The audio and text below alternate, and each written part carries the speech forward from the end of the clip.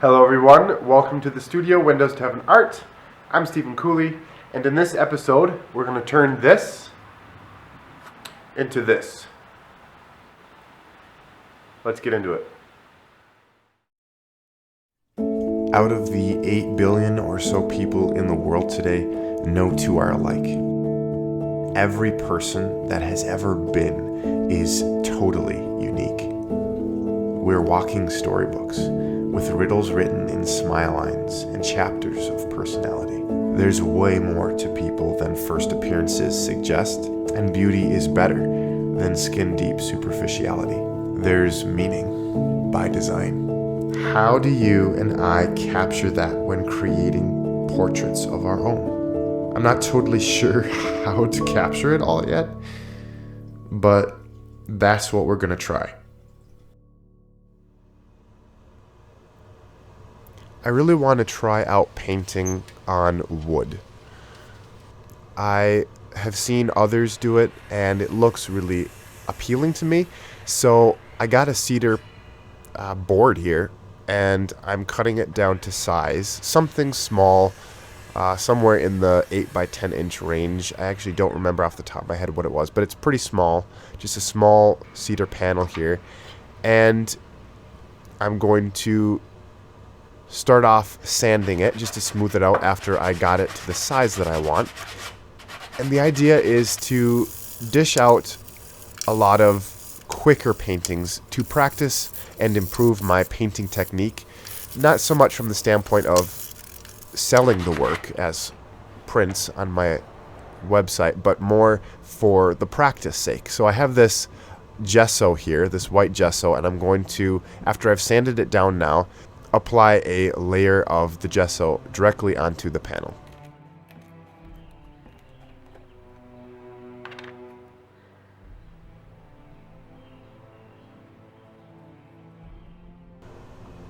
And I simply wash out my brush with water after applying the gesso onto it.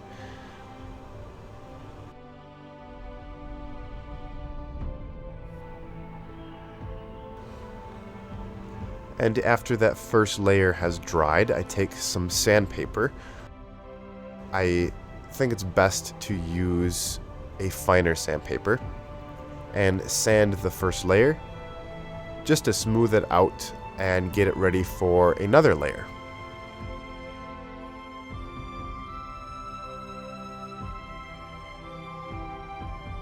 And we just apply another layer onto the dried and sanded first layer.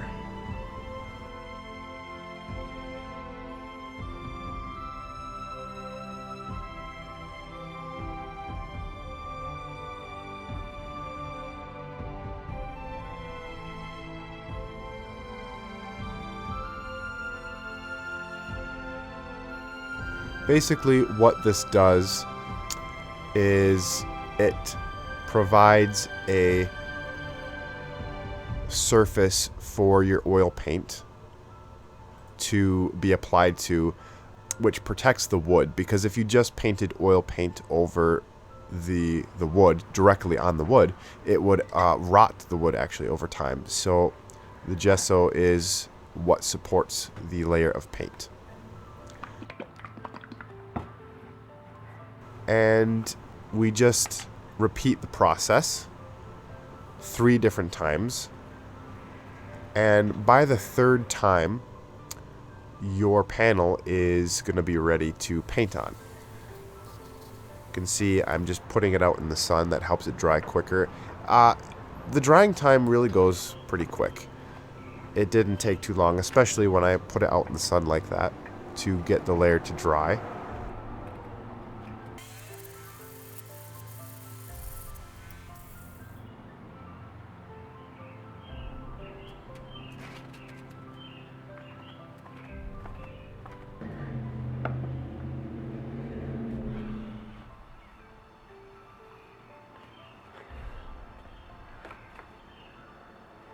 I took a towel and wiped off the fine layer of the gesso dust from my last sanding session, and it is ready to be painted on now.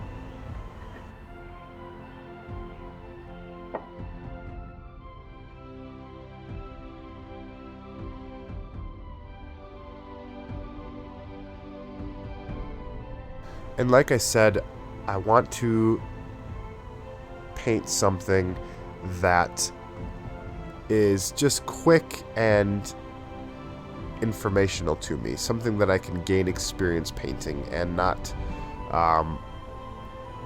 waste too much time fiddling with. I wanted to get in there and produce something quickly just to focus on learning. So you notice I just toned the panel and I'm starting to sketch onto it. And as you saw from the beginning, I'm doing a portrait. So I am sketching simply from observation. I know there's several different ways, whether it is using a grid or a projector.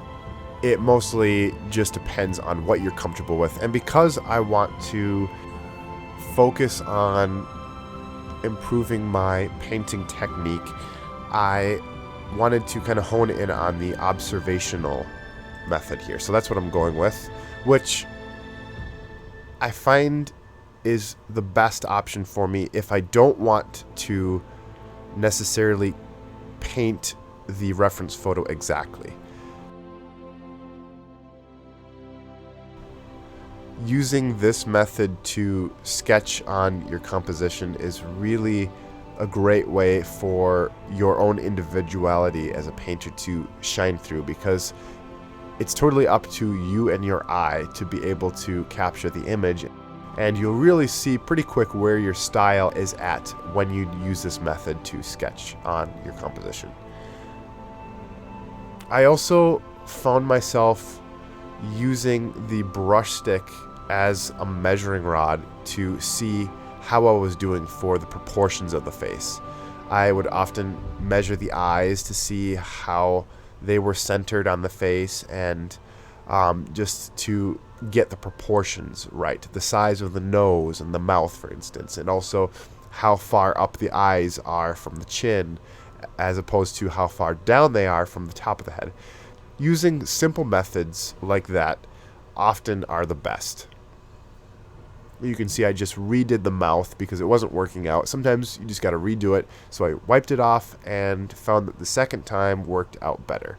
I was able to make corrections from my mistakes on the first time around. And you can start to see that the sketch is coming together now.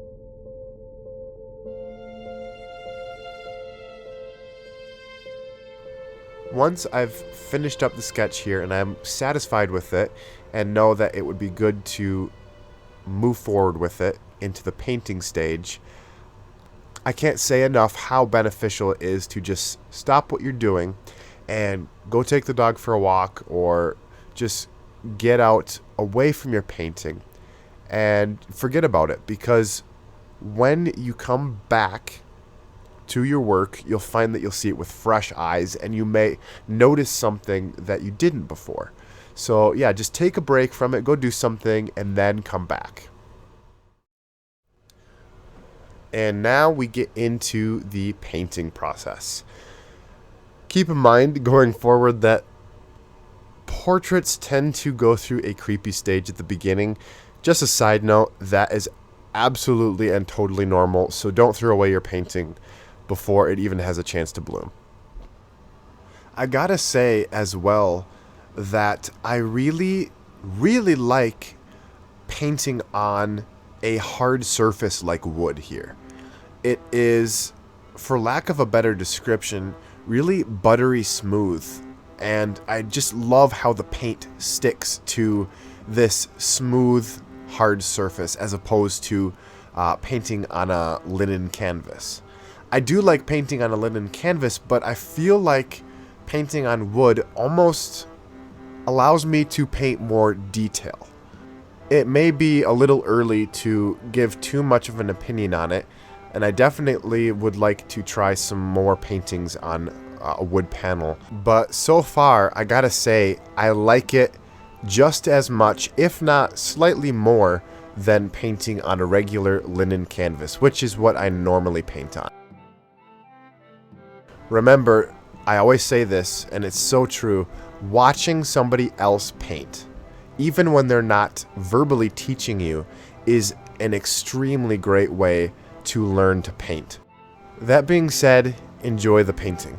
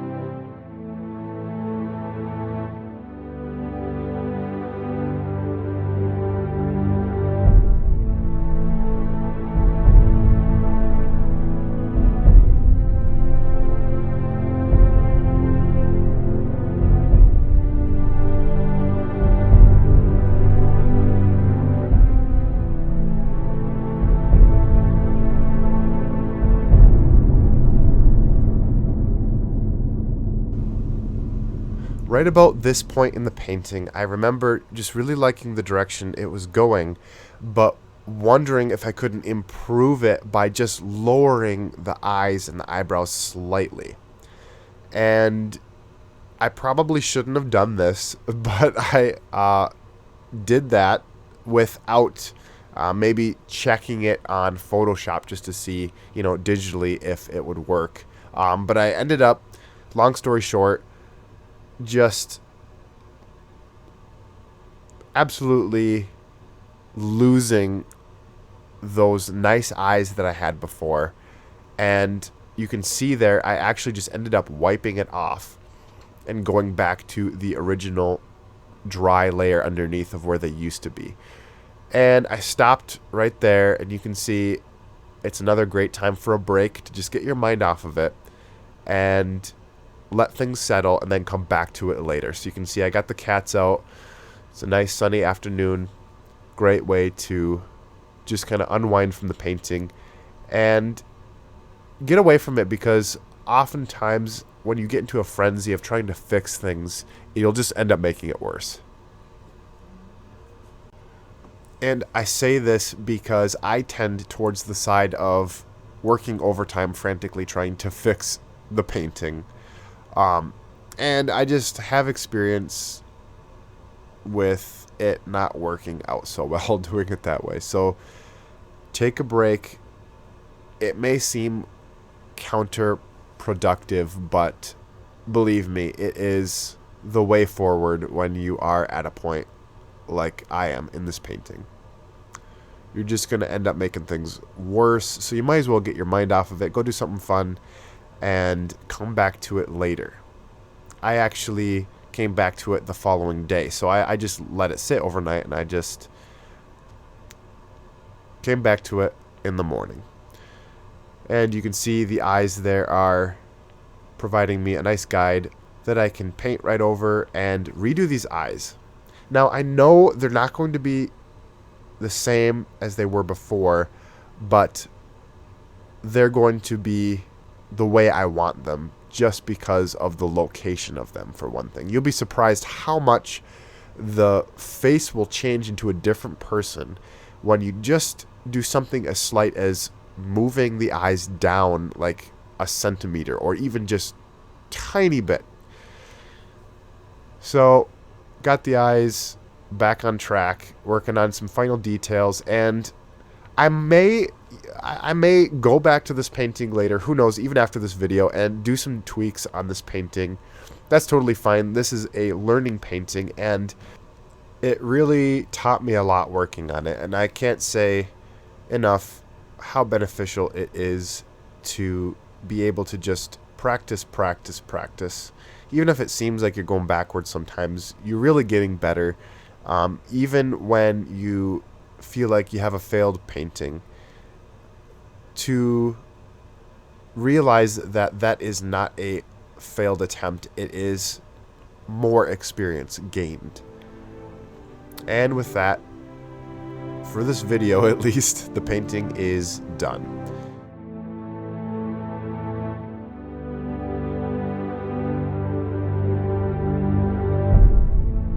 As always, thank you guys so much for watching the video. Smash the thumbs up button if you liked the video, and also consider subscribing for future videos.